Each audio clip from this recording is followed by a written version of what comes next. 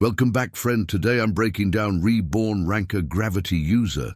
So we pick up with Ikoma and the blue-haired shaman girl sitting down together, and Ikoma cuts straight to business. He brings up her weapon, or really the lack of one. He lays it out plain. When it comes to leveling up, fighting stronger monsters matters way more than fighting a lot of weak ones. And if you're going to take on tougher enemies, your gear has to keep up. The shaman class already has a firepower problem. It's not exactly built for raw damage output.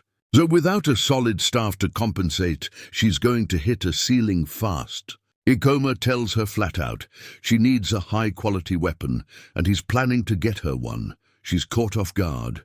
She starts apologizing, saying she feels bad that he's going this far just for her equipment. And Ikoma, in typical Ikoma fashion, just shrugs it off. He tells her there's no need to feel sorry. It benefits him too when his comrade is well-equipped. Comrade. That one word hits her like a truck. She literally lights up, hearts floating around her, hands on her cheeks, the whole thing. She starts repeating it back to him, all giddy. We're comrades. Meanwhile, Ikoma is just standing there sweating, already worrying in his head that this girl is going to get way too attached to the wrong people someday. But here's where the chapter gets interesting. Ikoma pulls up a tablet and says he's already found their next target, a portal called the Grave of the Old King. It was discovered recently, and the data shows an abnormally high item drop rate. Now here's the thing. What nobody else realizes yet is that this portal is actually classified as a rare portal, a special category with way better loot than normal. And the only reason Ikoma knows this? In his previous life, he spent years buried in portal records and research documents. He studied every single one. So he's sitting on knowledge that literally no one else in the world has right now. He gets this scheming grin on his face, full villain energy. And the girl just stares at him like, what is happening to Ikoma-san right now? They enter the portal, and the grave of the old king delivers immediately. The place is this dark, ancient tomb. Stone corridors, massive pillars, torchlight flickering on the walls. And the first thing waiting for them, a level 29 white knight, a skeleton warrior that comes in swinging. The girl opens up with magic from the back line while Ikoma rushes in with his blade. She lands a shadow ball, he follows up with a heavy strike, and they take the thing down together. 240 EXP, clean kill. Then the loot drops. A relic knife of ancient times, D-class, +8 attack power, fires blue light. Ikoma casually mentions what it's worth on the market, and the girl nearly loses her mind. 3 million yen. She does the math out loud. That's about 1 million yen per day of raiding.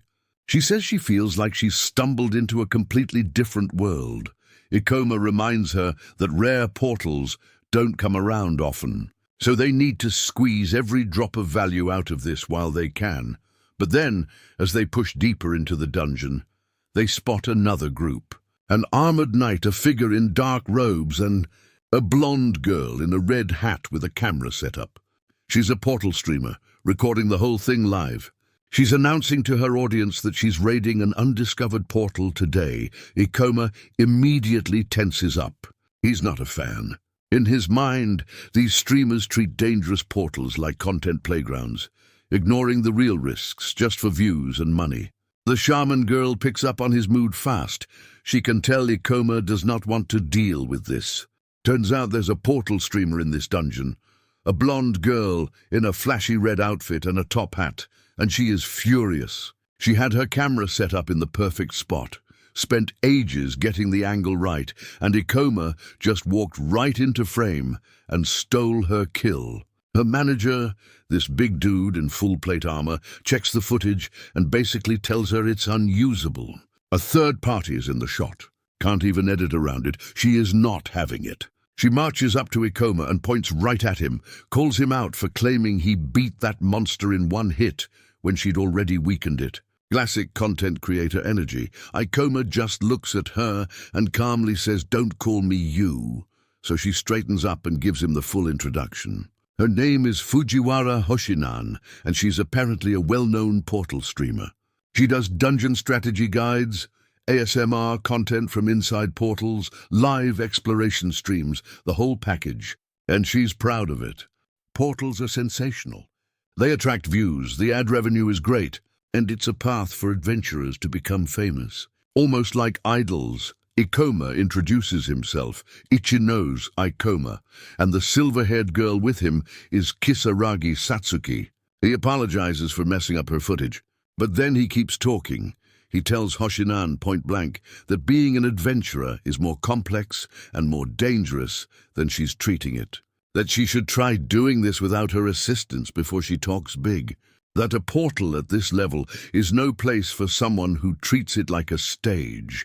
And then he drops the line that really gets under her skin. People who show up to portals without any real conviction usually end up regretting it. Even Satsuki tugs on his sleeve and tells him that was too far. But Ikoma says he's giving real advice. Hoshinan is standing there, and you can see her trying to hold it together. Her manager runs over, telling her to calm down. She's repeating to herself, "Ignore the haters, ignore the haters." But something clicks in her eyes. She stops, asks the manager to hand over the camera. Then she chases after Ikoma. She throws down a challenge. A competition. Who can collect the most magic crystals before the 3 hours are up? If she wins, Ikoma has to apologize for everything he said. On camera. And she'll censor his face with a black bar and label him as the adventurer who picked a fight. She's already imagining the thumbnail. If Ikoma wins, she says she'll agree to whatever he says. Satsuki panics. But Ikoma just shrugs and says, "Sure." Hoshinan struts off grinning, already calculating how much this competition video will boost her monthly earnings. But once she's out of earshot, the bravado cracks. Her legs are shaking. She's thinking about what he said, that she has no conviction, and through gritted teeth, she swears she's going to make him take those words back. Meanwhile, Ikoma and Satsuki get to work. This dungeon is full of mummies, undead-type monsters. They're slow, which is perfect for Ikoma's toolkit. He floats above them using inverse gravity, completely out of reach, then slams back down with double gravity to crush them. It's clean, efficient, and devastating. He levels up from 30 to 31, banks 3 skill points, and picks up a D-rank ancient gauntlet drop.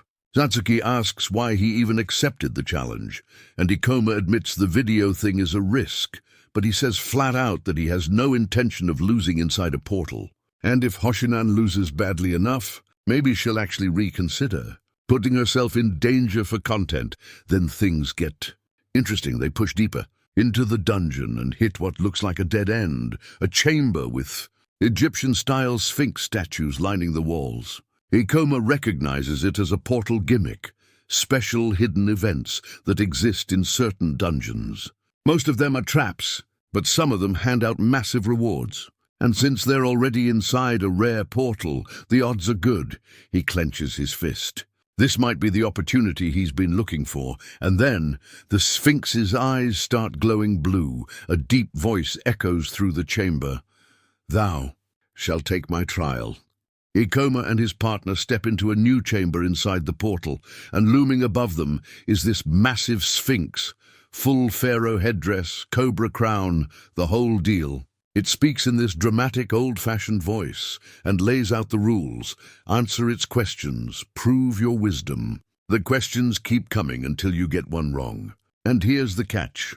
Fail more than 3, and it takes your life. The girl, Ikoma's silver-haired companion, immediately tenses up. She recognizes it as a gimmick-type encounter. If they can't clear the conditions, they have to fight this thing head-on, and it's high level. Not a great plan B, but Ikoma just tells her to relax. He says he won't lose in a battle of knowledge. And the way he says it, with that smirk on his face, you can tell this man came prepared. The Sphinx opens with the first question. Total EXP needed to go from level 1 to 10. The girl is panicking, asking how anyone would even calculate that. Ikoma barely blinks. 45, instant answer. The Sphinx confirms it correct. Ikoma casually asks if there are only 2 more to go, but here's where it gets fun. The questions don't stop at 3. They keep rolling. and Ikoma keeps nailing every single one without hesitation. By question 19, the Sphinx asks about some magic monster with 3 faces and 4 legs. Ikoma fires back immediately, "Creepy doll." At this point, the Sphinx is visibly shaking. It's shrinking down, stammering, losing its composure completely. Even Ikoma's partner feels bad enough to suggest he maybe get one wrong on purpose. Then comes question 20, and the Sphinx tries to pull a dirty move. It asks about a monster that drops green slime mucus. Ikoma sees right through it. He calmly points out that the portal containing green slimes doesn't even exist yet. The question has no valid answer. It's a trap, and he knows this because in his previous life he researched every detail about these dungeons. That past life knowledge is carrying him harder than any weapon ever could. The Sphinx cries out in disbelief and crumbles. The walls break apart, a gate swings open, and sitting inside the hidden chamber is a B-rank storage ring. This thing lets you store items in a pocket dimension, basically infinite inventory space depending on your magic power. It's an incredibly rare drop that almost never shows up in portals. Ikoma's partner is stunned that something this valuable appeared here. With the ring on his finger, Ikoma starts tearing through the dungeon. Mummies come at them and get crushed under his gravity manipulation. They're slow, so they're basically target practice. He jumps from level 31 to 33, stuffing ancient knives, magic crystals, and loot into the ring as they go. 6 magic crystals collected and climbing. Then they run into Hoshinan's team. Hoshinan, the orange-haired rival with the red hat, is resting with her armored knight companion. They've only beaten 2 monsters. The pace is rough, and her own teammates are already doubting whether they can win. Hoshinan puts on a brave face when she sees Ikoma, laughs it off, says they have plenty of time, asks how his crystal collection is going. Ikoma's response is cold. He tells her he'll still forgive her if she apologizes right now.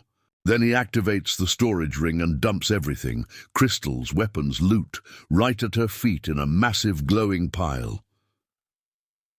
Hoshinan's jaw drops. She stammers out that he has to be joking.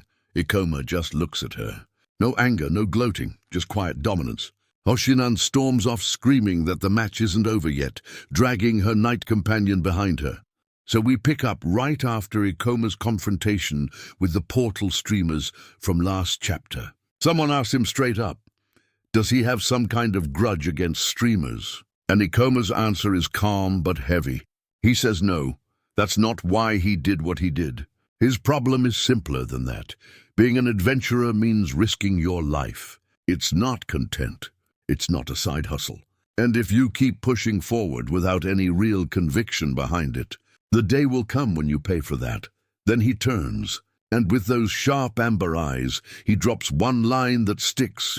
You'll regret it when the time comes, and you can see Hoshinan standing there, fists clenched, pride stinging. She mutters to herself that she needs something big, something that'll shut him up once and for all. Numbers alone won't do it. She needs proof. Her party, 2 armored knights who've been with her through plenty of portal runs, warn her they're in trouble. They've gone too deep. MP is running dangerously low, and they need to save enough just to get back out alive. But Hoshinan won't turn around. Not like this. She grits her teeth and says she's not doing this half-heartedly, and then the chapter pulls us 8 years into the past. We see a city on fire. Monsters pouring out of a portal break, tearing through buildings, people screaming in the streets. And in the middle of all that chaos, a little blonde girl in a red dress, dragging her younger brother by the hand, running for their lives. That's young Hoshinan. A goblin has someone pinned to the ground behind them, and all she can hear is a voice begging not to be left behind. They end up in an evacuation shelter, cramped, cold. Someone looks at the 2 kids and mutters how pitiful it is. Then word spreads that one of the country's 5 A-ranked adventurers, Kuon, has arrived to handle things, and little Hoshinan is sitting there clutching a phone, watching an interview where a female adventurer says she wants to become someone's courage in a world full of tragedy. That line rewires something inside her. Hoshinan admits she was never arrogant enough to think she could be that strong, but she figured out her own version of that goal. If she couldn't fight on the front lines like Quan, she could still reach people through streaming. Give them courage through a screen, the same way that Interview gave it to her. That's the real reason she became a Portal streamer. Not for the money, not for the clout. Back in the present, Hoshinan's crew pushes forward and walks straight into a nightmare. The Portal boss, a massive pharaoh-armored monster with twin blades, is loose outside the boss room. Someone else's failed raid lured it out. Hoshinan checks its level and her stomach drops. Level 33 against a high-level boss. There's no winning this. Her companions scream at her to run. But then she spots a wounded adventurer collapsed on the ground, helpless, reaching out, and the flashback hits her again. The goblin, the burning city, the feeling of being powerless. She tells her knights to get out. She'll stay behind as a decoy. One of the knights refuses to leave, says even he can buy time. They throw themselves at the boss, barrier magic, swords, everything they have. The pharaoh shatters their defenses like glass. Both knights go down. Hoshinan is the last one standing, battered, staring up at this thing as it raises its blades for the killing blow. The chapter opens in the middle of chaos. The pharaoh swings that enormous spear down, and Ikoma barely scoops up Hoshinan in time, launching them both out of the strike zone. He activates gravity moiety, his signature gravity ability that lightens the pull on his body, making him way more agile. The trade-off? His attack power tanks. But right now, survival comes first. He fires off a shadow ball at the pharaoh. It connects, and it does absolutely nothing. The thing just shrugs it off. Ikoma sees this, and you can tell from his expression. He's doing the math in his head, and the numbers aren't good. No retreat. Here's where Ikoma shows his character. He could run. Gravity moiety makes him fast enough to probably get out of there. But two of his party members are badly hurt and can't move. And these people came into this dungeon because he asked them to. So he looks at Hoshinan and tells her flat out he's not leaving anyone behind. Then he says something so perfectly Ikoma. He prefers fights where the odds are in his favor. Sure, but he doesn't mind an uphill battle either. The guy is staring down a boss 7 levels above him with a grin starting to form. The plan comes together. Ikoma lays out a quick strategy. Hoshinan is a magic swordsman. She can use both combat skills and support magic, including healing. So the plan is simple. Satsuki restores Hoshinan's MP, Hoshinan heals the injured teammates, and Ikoma holds the pharaoh's attention solo. He tells them to focus on recovery. He'll keep the boss locked on him until they're done. And then one of the injured fighters, a knight who can barely move, reaches out and casts haste on Ikoma before he charges in. Just quietly says to take care of things. Ikoma looks back, gives a confident nod, and says to leave it to him solo, tanking a raid boss. Now this next sequence is pure spectacle. Ikoma combines gravity moiety with the haste buff and just flies around the pharaoh. The speed difference is insane. The injured knight watching from the ground can barely track him. All he can manage is a stunned reaction at how fast Ikoma is moving. But here's the problem. Ikoma is reading the pharaoh's patterns, dodging the spear strikes, weaving in and out, and every time he lands a hit, it barely scratches the surface. The level gap plus gravity moiety cutting his damage means he's essentially poking a mountain with a toothpick. He knows the pharaoh has a devastating finishing move in its arsenal, and he has to stay sharp enough to dodge that when it comes. He admits it to himself. Beating this thing alone isn't happening. The cavalry arrives, but that was never the real plan. Behind the front line, Satsuki finishes channeling reverse mana drain, flooding Hoshinan with enough energy to act. Hoshinan thanks her, grips her blade, and unleashes a massive heal, magic circles blazing pink behind her. The injured teammates start recovering, and then she steps forward. Sword drawn, fire in her eyes. She announces she's finally ready to fight. Satsuki grabs her staff too. She's not sitting this one out either. The declaration Ikoma sees his teammates rallying behind him. The situation has shifted. But he knows one thing hasn't changed. They cannot afford a long fight against this boss. Their resources are thin, their window is narrow. So Ikoma flashes that trademark smirk and makes the call. They're taking this thing down in one shot. So the chapter opens mid-fight. Ikoma is dodging energy blasts left and right.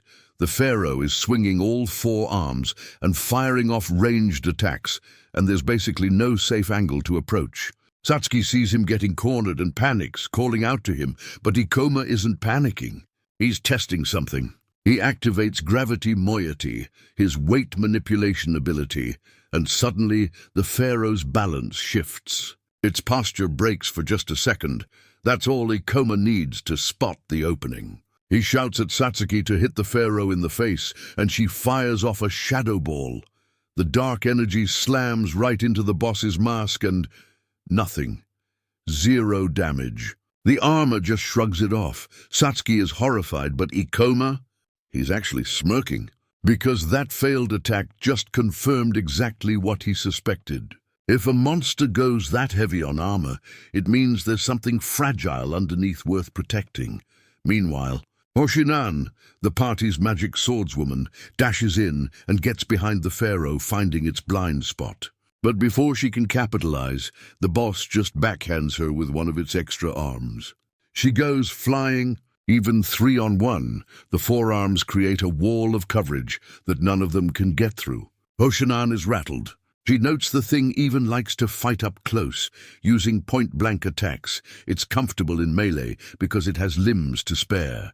Ikoma puts the plan together fast. He tells Hoshinan to start charging her break skill, a magic swordsman ability that takes a while to power up, but can punch through even the toughest armor once it's ready. His job is to hold the pharaoh in place long enough for her to finish. Hoshinan agrees, but she's nervous. She starts channeling, magic circles forming around her blade, and she's thinking, how is he going to create an opening against that thing? Here's where Ikoma's real plan unfolds. He knows the necromancer pharaoh's biggest advantage is those four arms. But every strength has a corresponding weakness. Take away the arms, and this boss is no different from any other monster at its level, so Ikoma charges straight in, point-blank range, and activates gravity binding. But instead of locking down the whole body like you'd normally use the skill, he targets only the arms. Purple chains of gravity energy wrap around the pharaoh's limbs and lock them in place. The boss is stunned. It can feel the binding but can't break free because Ikoma exploited the way its massive shoulders are positioned. The leverage just isn't there to generate enough force. Ikoma calls the shot. Hoshinan's break skill is fully charged. She lunges forward, her sword blazing with golden energy, and drives it straight into the pharaoh's mask. The mask shatters. Underneath is something genuinely disturbing. A four-eyed skull face glowing orange, jaws hanging open. The pharaoh lets out this horrible roar, but its weak point is now completely exposed. Ikoma tells the team to push the advantage while the binding holds. And this is the part that really shows why Ikoma is different. The pharaoh starts gathering all of its remaining energy into one last attack, a desperation move. Most players would scramble to dodge, but Ikoma is calm. He wanted this. He explains it almost casually. He already knew that if you restrain a monster's arms, it'll resort to a body-based attack. And the necromancer pharaoh's version of that requires it to lower its head, bringing that shattered, exposed face right down to striking range. Ikoma activates inverse gravity and launches himself upward toward the descending skull. He flips his blade, channels everything he's got, and brings it down in one devastating arc. Meteor slash. The gravity-enhanced blade carves straight through the pharaoh's skull. The whole boss erupts in light. And Ikoma lands on the other side, sword still trailing energy, looking back with those golden eyes like the outcome was never in question. So we pick right up in the action. Ikoma launches his meteor slash straight into the portal boss, and the hit lands. This massive enemy craters into the ground with a glowing wound carved through its body, and Ikoma's just standing there below it, calm as ever, sword in hand. The system confirms it. Subjugation complete. He jumped 3 whole levels off that kill alone, going from 33 to 36, picked up over 1-800 experience, and banked 9 fresh skill points. Not bad for a fight most people would have run from. He grabs a ring the boss dropped, then immediately casts heal on Hoshinan's group, the party he'd been helping through the dungeon. The blonde swordswoman and her armored manager are pretty banged up, but the healing patches them right up. They're grateful. One of them even thanks him with a respectful Hoshinan-sama. Wait, no, that's directed at the blonde girl. She's Hoshinan. Then the boss drops something else. A glowing staff materializes out of the corpse. The staff of the Cursed King, C rank, plus 16 to magic power, boosts dark magic. Ikoma picks it up, takes one look at it and hands it straight to Satsuki. Tells her it's perfect for her. When Satsuki stammers and asks if she can really keep it, he shrugs it off. He already snagged his gear from the Crazy Dream Theater dungeon, so he doesn't need it. Meanwhile, Hoshinan's not about to let the debt go uneven. She insists on handing over her party's magic crystals and weapons as payment. She's stubborn about it, says that'll make them square. Ikoma tries to push back, but she holds firm. Then things get real for a second. Hoshinan looks him in the eye and tells him she takes back what she said before. She calls him an adventurer with resolve. Ikoma accepts it coolly, as long as you know, but then he pushes his luck. He tells her that if she wants to be an ideal adventurer, she needs to stop half-committing. The armored manager snaps. He goes off about how being an adventurer isn't stable work and then, without permission, starts laying out Hoshinan's whole life story. Her mother's in a wheelchair from a portal disaster. Her father's dead. She's got 5 younger brothers counting on her. Hoshinan cuts him off, embarrassed. Tells him not to air her family business like that. And then she says something that actually reframes everything about her character. She tells Ikoma that she's not doing this because she has no choice. Everyone's scared of portal disasters. She gets that. But she wants to make people smile in her own way. And we see it. Flashbacks of her streaming dungeon runs, live audiences cheering her on, fan comments rolling in. She's a content creator. That's her dream, Ikoma softens. He tells her it's a good goal and that he's rooting for her. It's a surprisingly warm moment from him. The scene shifts. Later, at the Morima Branch Adventurers Guild, Satsuki shoves a phone in Ikoma's face. There's a video blowing up online. The appearance of the strongest unknown adventurer. And it's already past 1 million views. The live chat is going nuts. People are asking what class he is, freaking out about his speed, calling his movements flawless. Ikoma connects the dots. That's why people at the guild have been staring at him. Cut to Hoshinan at home, absolutely giddy at her desk, celebrating the 1 million-view milestone. Then her phone rings. It's Ikoma. She picks up all cheerful, teasing him about calling so fast. But he's blunt. You actually uploaded that video of me. She panics. Offers to delete it if he really hates it. But Ikoma pauses, then admits he just wanted to complain a little. He's not actually mad. The relief on her face is instant. And then Hoshinan, being Hoshinan, immediately pivots into a pitch. She tells him they should make portal videos together, since he draws so much attention. Ikoma's response? He hangs up on her. Dead silence on her end. So we open with Ikoma at the adventurer's office getting his rank confirmed. Level 36. Adventurer rank C done. The receptionist notes his clean record, and Satsuki, who's tagging along at level 32, is absolutely glowing about it. She tells him everyone at the guild is buzzing because he's the fastest person ever to reach C rank. But Ikoma's not even slightly interested in savoring the moment. He's already thinking ahead. He remembers how fighting higher-level enemies is the fastest way to gain experience, but also how dangerous that path is without knowledge and preparation. And that contrast is key, right? Because Ikoma has the knowledge. He's lived through all of this before, the impossible goal, then he drops the bomb on Satsuki. He wants to reach B rank by the end of the month. Satsuki literally stammers. She tells him that's a 1 in a million achievement. People who reach C rank are already considered elite. Going from C to B in weeks is something almost nobody pulls off. But Ikoma isn't bluffing. He explains there's a specific item he needs to get his hands on, and it's locked behind a B-rank gate. The item, the Ring of Wisdom. It drops from the boss of a high-difficulty portal called the Illusion Library, this gorgeous, eerie place filled with towering bookshelves and glowing light. You can't even set foot inside unless you're B rank or higher. The Ring of Wisdom and its secret. Here's where the lore gets heavy.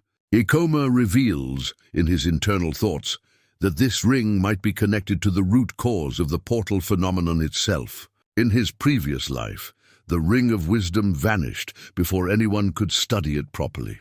It was rumored to hold information about why the portal disasters started in the first place, so now we understand the urgency. This isn't about ego or ranking up for bragging rights. Ikoma is chasing something that could change the entire world's understanding of what's happening to it. And this time around, he's determined to secure that ring before it disappears again. Satsuki doesn't fully grasp the scale of what he's after, but she doesn't hesitate. She tells him she's happy to help and that he can count on her. It's a sweet moment. She genuinely admires Ikoma and feels grateful for everything he's done for her so far. The grind montage Ikoma explains that for B rank, achievements matter more than raw levels. So the two of them set out on a portal-clearing spree. We get a montage of them, tearing through dungeons, fighting skeletons, demons, all kinds of monsters. Ikoma unleashes Meteor Slash on a huge horned beast and just obliterates it. 2 weeks later, 3 portals cleared. Satsuki jumps from level 32 all the way to 35. They stack up 5 portal achievements above level 30, and none of it was luck. Ikoma carefully researched every portal on his phone, picking ones within their level range that they could crush efficiently. Past life knowledge doing all the heavy lifting, B-rank application, and a new enemy. They head back to the guild, and the receptionist confirms Ikoma qualifies for promotion. But there's a strict inspection process for B rank and above, so they'll need to wait a few days for the results. Meanwhile, someone's been watching. A big armored veteran named Oga is seething in the background. This guy spent over 7 years grinding to become the Morima branch's very first B-rank adventurer. That title means everything to him. And now some kid just waltzed in and is about to match what took Oga the better part of a decade. Oga's face twists with frustration. He can't believe this scrawny newcomer cleared that many portal bosses. And Ikoma, he notices. He glances back and thinks to himself, a troublesome person has their eye on them now. The chapter opens hard. Oga is seething. He can't wrap his head around how some kid, with less than a year under his belt, is already applying for B rank. He's loud about it too, calling Ikoma a child, saying portals aren't a playground, and insisting the B-rank title shouldn't be handed out like candy. The whole guild lobby is watching. Satsuki tenses up. She knows Oga's one of the few contracted B-rank adventurers in this guild, and if he blocks Ikoma's application here, there's no going around him.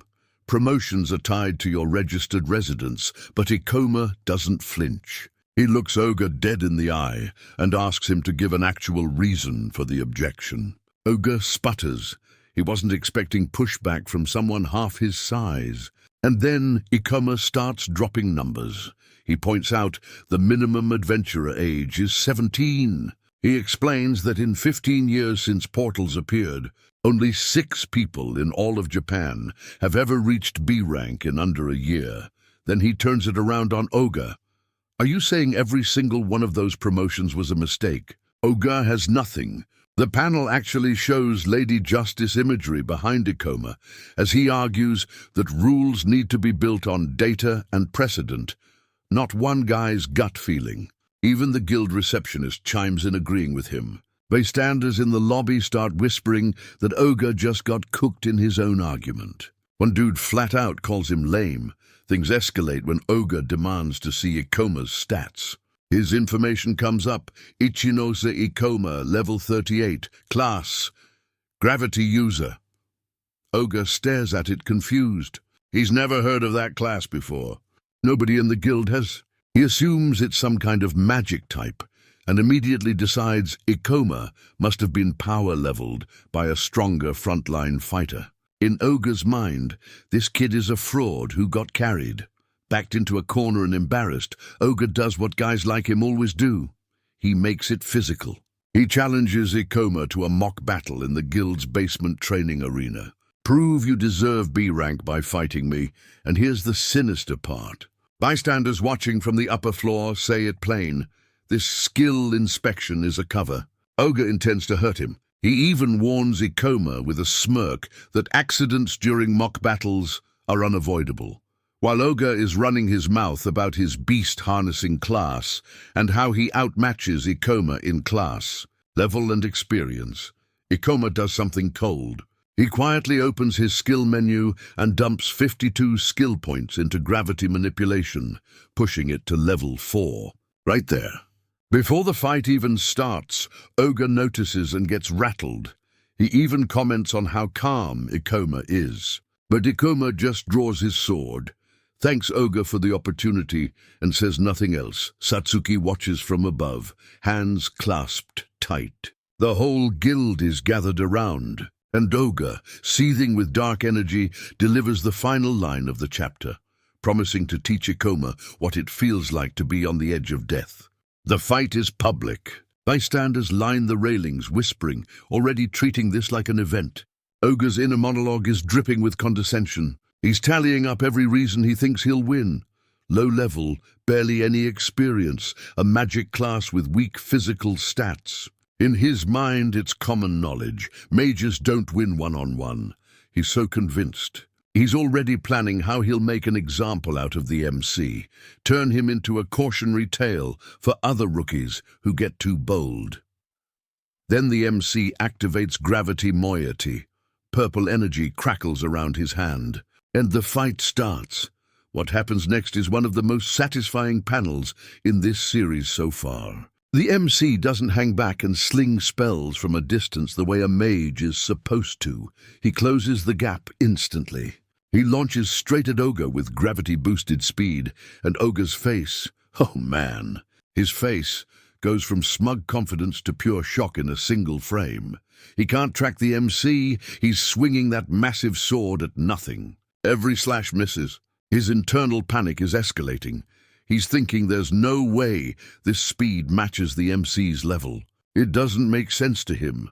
And then the MC lands a clean, gravity-enhanced strike right across Ogre's face. Blood sprays. The impact is heavy. Ogre stumbles back, and someone watching the fight on their phone just whispers to themselves, wondering what on earth this guy actually is. Ogre manages to steady himself and admits the MC is a bit clever, but it's too late to save face. The MC isn't letting up. He's weaving through every counter, dodging strikes with gravity-assisted movement, and hitting Ogre with bursts of force that keep rocking him backward. Here's where the irony gets thick. Ogre set this whole thing up to publicly embarrass the MC, but now the crowd is watching him get dismantled. People are commenting that Ogre isn't even using his skills, like they feel second-hand embarrassment for the guy. Someone says they can't approve of what they're seeing. It's that lopsided Ogre can't land a single hit. He realizes mid-fight that he's become the laughingstock. The man who was going to make an example of a rookie is getting worked by that same rookie in front of everyone. Meanwhile, the MC's internal thoughts are cold. He's comparing Ogre to a previous opponent, Zybe, and noting that Zybe actually fought with more skill and respect. Ogre isn't even registering as a real challenge. The MC explains it in his head. Gravity manipulation lets him freely enhance his physical abilities. So in a short burst fight that doesn't drain all his MP, he's basically unbeatable at close range. He decides to wrap things up. Charges a massive gravity attack. Purple energy erupts around him like a detonation, and Ogre gets blasted. The crowd goes silent, then erupts. Bystanders are stunned. Someone stammers that this kid just overwhelmed a B-rank adventurer. The MC stands over Ogre, gravity blade still humming in his hand. Ogre's on the ground, beaten. The fight is clearly over. The MC starts to relax and says his promotion to B rank should be settled, and that's when Ogre loses it. From the ground, still bleeding, his eyes go red and he screams. He unleashes Beast Claw, a full-power skill attack, after the match was already decided. After he promised not to use skills, the MC catches the hit because he'd already dropped his guard, thinking it was finished. Blood. A real wound this time. The crowd immediately turns on Ogre. People call it cowardly. They saw the match was over. This is a sore loser lashing out, and everyone knows it. The chapter opens with Ogre seething. You can see the sweat on his face, teeth clenched, because he knows what just happened. A kid with a lower level than his just pushed him around the entire fight. And he is not handling it well. Internally he's spiraling, telling himself there's no way he'll ever acknowledge this brat. If word got out that he got pressured by someone beneath his rank, the guild would never let him hear the end of it. Then comes the announcement. The evaluator steps in and with this smug grin declares Ikoma's promotion to rank B rejected. The reasoning? Sure, Ikoma showed some cleverness, but he never landed a decisive finishing blow, and that kind of hesitation won't be forgiven by real monsters in the field. Oh, and also, Ikoma took damage from Ogre's skill during the fight. Now hold on. Pause there.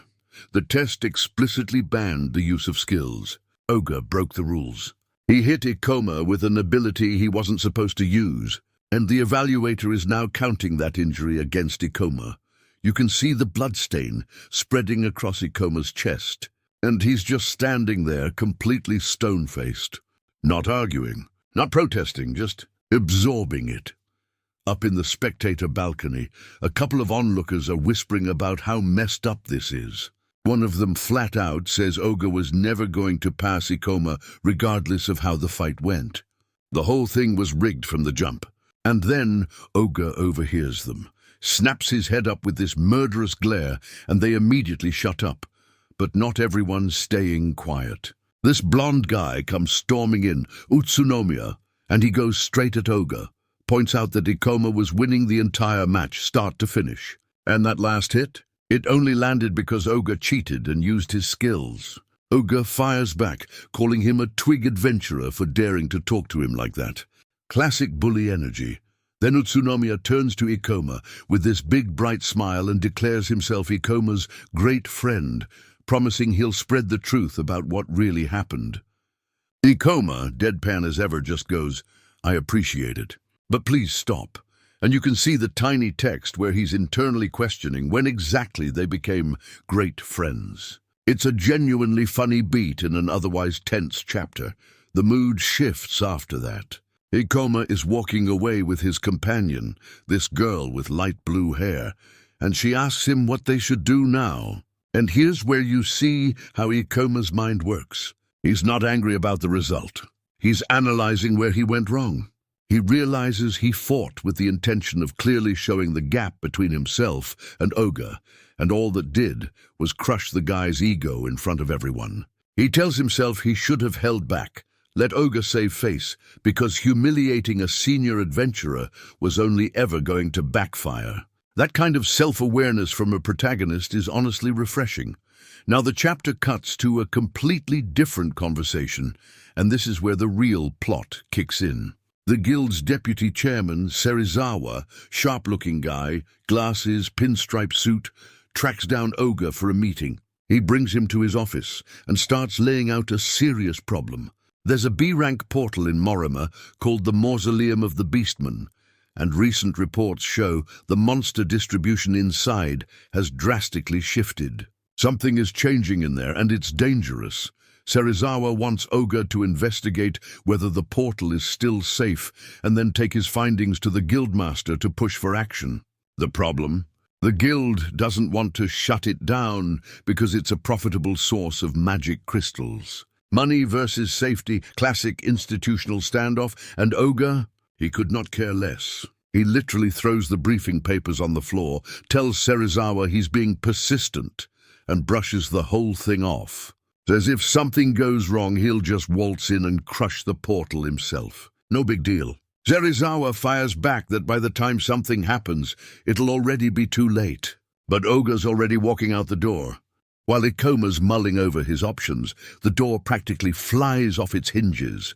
In storms Hoshinan, blonde hair, red outfit, maximum energy. She's an idol-type streamer with 100,000 subscribers, and she is fired up. One of her fans sent her footage of Ikoma's confrontation with Oga, and she already uploaded an expose video dragging Oga through the mud. She pulls up the video on her phone. The title is something like Real Footage, The True State of the Guild, B-Rank Adventurer's Tyranny.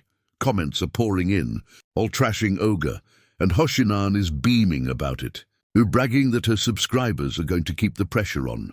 Ikoma gives her this tired look and flat out asks if she just wants the views. She denies it, gets all sincere, says she owes him because he saved her life once. Then in the same breath, admits the video also boosted her earnings, so she's happy about that too. Classic Hoshinan, but Ikoma gets serious. He warns her, Oga is not the type of person who changes because of public pressure.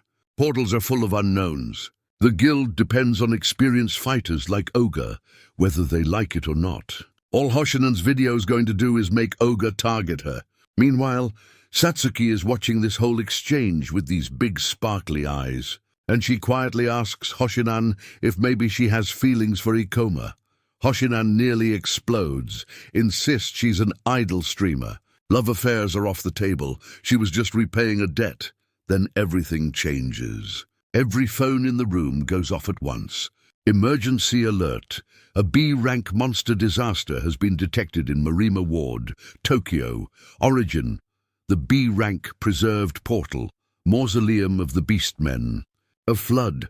Monsters are pouring out of the portal into the city. Ikoma freezes, not because of the danger, because this event never happened in his previous life. He starts flipping through his memories, trying to figure out what changed. What's different this time around? The butterfly effect of his regression is creating events he can't predict anymore. That realization hits hard. Hoshinan doesn't hesitate. She declares she's going. Her level is too low for B-rank content, and she knows it, but there are civilians in that district who don't even have levels. Ikoma stands up. He's going too. The whole group moves out. They arrive at the disaster zone, and it's chaos. Buildings burning, rubble everywhere. Oga is already on the ground fighting. He one-shots a berserk werewolf, level 34, and onlookers are impressed. But Oga's furious. He's screaming at the demon defense agents, demanding backup, but there are almost no B-rank or higher adventurers in the area. Reinforcements are called, but nobody knows when they'll show up. Oga gets a look in his eye.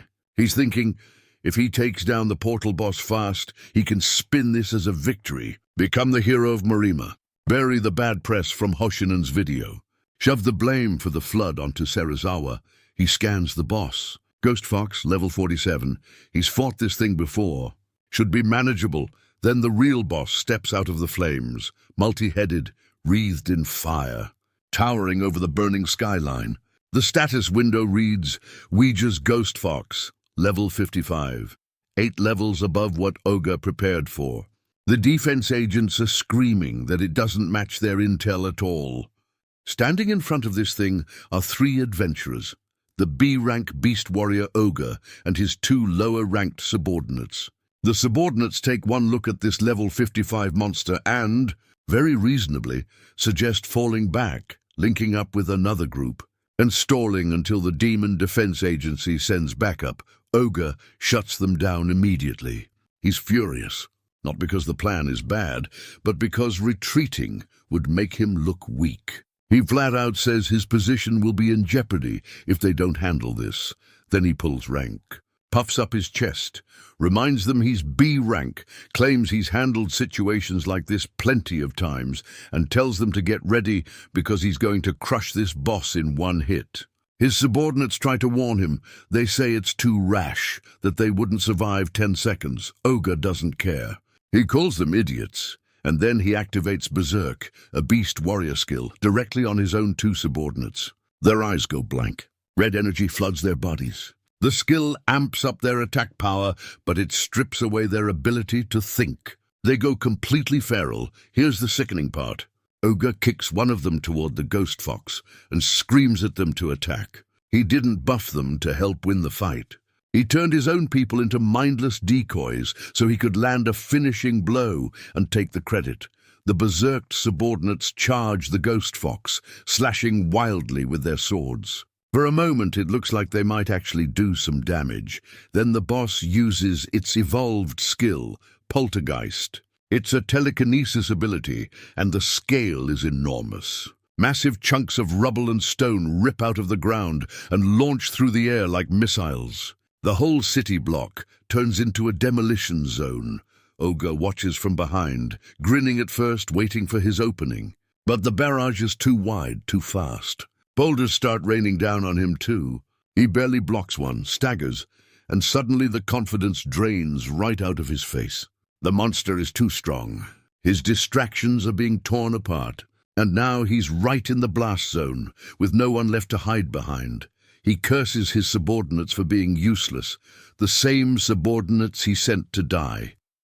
Panicking, Ogre pulls out his last trick, another beast warrior skill called Play Dead. It makes him appear completely lifeless the moment he takes damage. He used to rely on this move to escape dangerous hunts back in his adventuring days, so he drops, goes limp, and waits for the ghost fox to lose interest. It doesn't work. The fox's eyes see right through the act. Before Ogre can even process that his skill failed, the creature grabs him with telekinesis, wraps him in its tails, and the screen goes red. Blood everywhere. That's the last we see of Ogre. Every cowardly trick he had, berserk, play dead, all of it, built on sacrificing others and faking his way out. And against something that genuinely outclassed him, none of it mattered. The scene shifts. A gravity user walks into the wrecked district, sword drawn, cool as ever. He's already been cutting through the flood monsters on his way in. The system pops up confirming over 500 EXP gained from the fodder alone. Beside him is Ikoma, the healer, who immediately gets to work healing wounded civilians. The MC directs survivors to escape the way he came. He's already cleared that path of monsters, but he's not relaxed. He checks the time on his phone. It's been over 30 minutes since the disaster started, and the portal boss still hasn't been put down. In his head, he knows the demon defense agents should have been able to handle a mausoleum-level boss by now. The fact that it's still rampaging means something went very wrong.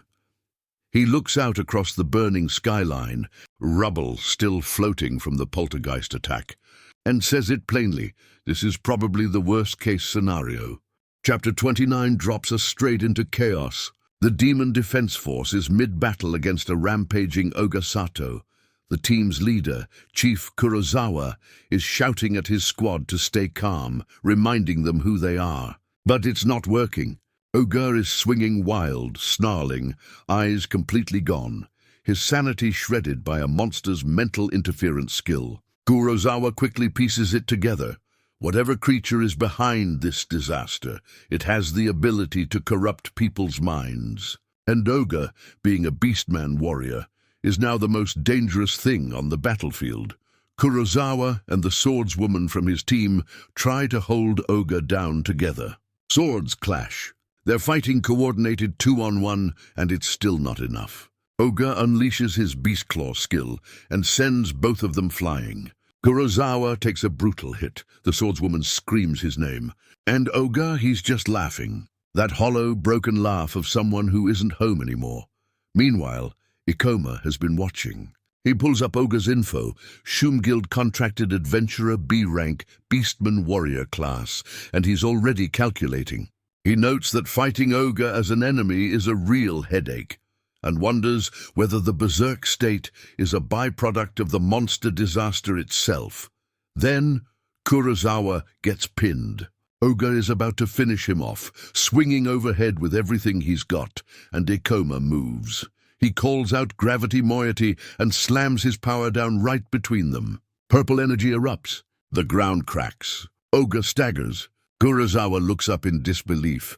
Ikoma faces down Ogre calmly and says it out loud. A monster with mental interference skills, huh?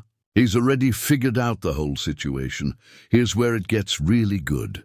Kurosawa tries to warn Ikoma. Ogre isn't someone any regular adventurer can take on. But Ikoma is already in motion, closing the gap, and the two of them start trading blows. And Ikoma makes a sharp observation. Ogre's attacks are way simpler than they were during their mock match. The berserk state has juiced up his raw power, but turned off his technique. He's fighting on pure animal instinct now, and that makes him predictable. Ikoma dodges a beast claw, reads the pattern, and starts countering cleanly.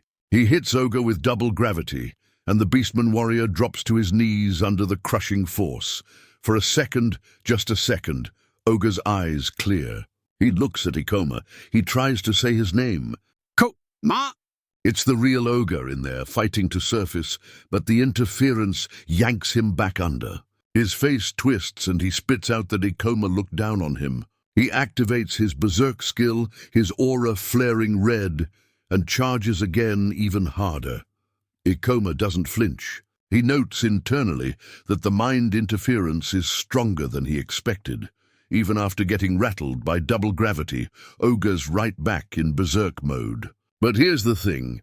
Ikoma doesn't have time for a drawn-out fight. The real threat is still out there, so he decides to end it. He tells Ogre not to hold it against him. Leaps into the air, channels double gravity into his sword, and brings it down meteor slash. The impact is massive. When the dust settles, Ogre's right arm is gone. His legs are destroyed. He collapses, completely powerless. Kurosawa is staring at the aftermath, stunned. The narration spells out exactly what everyone is thinking. Ikoma was fighting a B-rank adventurer while holding back the entire time. This kid has no limits. Ikoma's teammates finally catch up. The blonde girl scolds him for rushing ahead alone, and he apologizes, saying it was an emergency. There's a quick, light-hearted beat with a chibi panel explaining the speed difference between their classes. The blue-haired girl suggests they get the injured somewhere safe. Logical plan, Ikoma shuts it down. He says they don't have time for that, and then the camera pans up. A colossal two-headed beast looms over the burning city. Fire everywhere, buildings crumbling. This thing is enormous. It dwarfs everything around it. Ikoma grips his sword and says it plainly. The boss has appeared. Thank you for watching. Subscribe for more videos.